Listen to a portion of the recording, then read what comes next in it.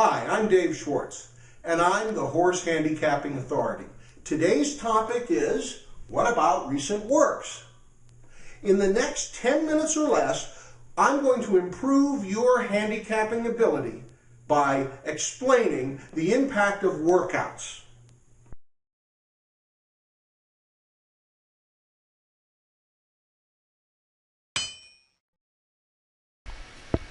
This factor is called days since last race or work. A very simple factor, really. How long has it been since your horse was on the track? In looking at this slide, it's obvious that horses back in 5 to 7 days are at about a 10% advantage, while horses that have been off without a race or a work for more than 33 days are at a very large disadvantage. Now, when you look at this in terms of dollar return, we get an even stronger picture. 5 to 7 days is the sweet spot, and actually beyond 21 days, and your horse begins to lose significant money. Do you suppose there's a difference in sprint races? In this slide, we see the same sweet spot at 5 to 7 days, and the same negative above, in this case it's 37 days.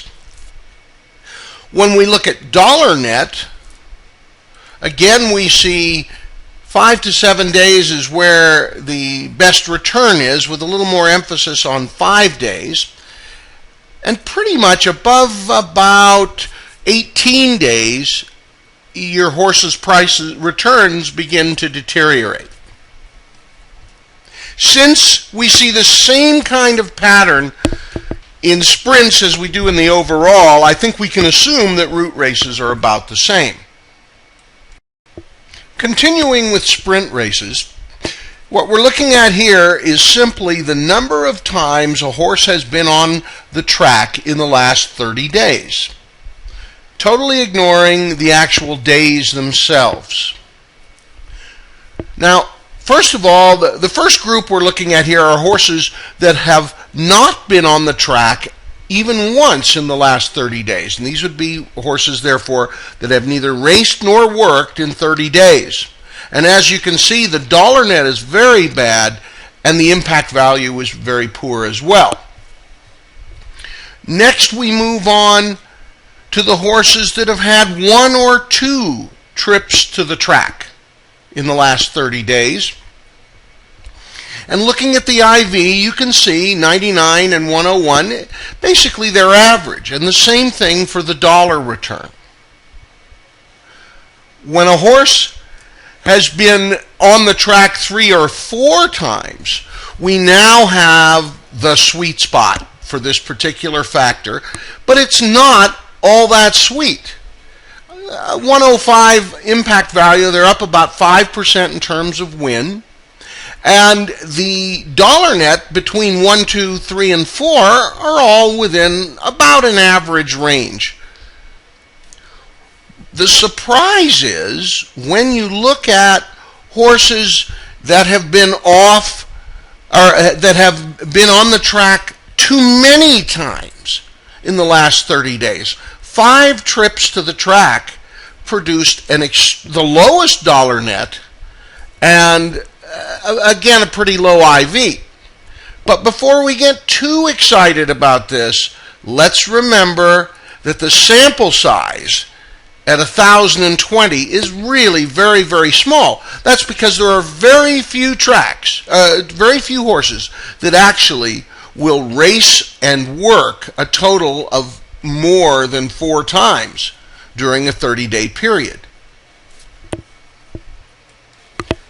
Looking at route races with the same factor gives a very different picture. The horses that have not been on the track in the last 30 days are dismal, of course. But as we move on down the line, First of all, to horses that had one trip to the track, we see improvement. When we go to 2 trips to the track, we see more improvement. And 3 or more trips to the track, it produces much better results. Once again, we see the very small sample size in the 5 times or more. But nevertheless, the pattern there is quite a bit different, because in sprint races we have this issue of being overworked. In route races we don't seem to have that. Now, one thing to remember is that sprint horses are probably the majority of those 5 or mores are races. And so you may have a horse that's run as many as 4 times in a month. Whereas in the route races, I'm pretty sure that most of these will be workouts. I hope you enjoyed the presentation, and I hope it improves your handicapping. If you'd like some more help with your handicapping, come join me at my website, www.thehorsehandicappingauthority.com.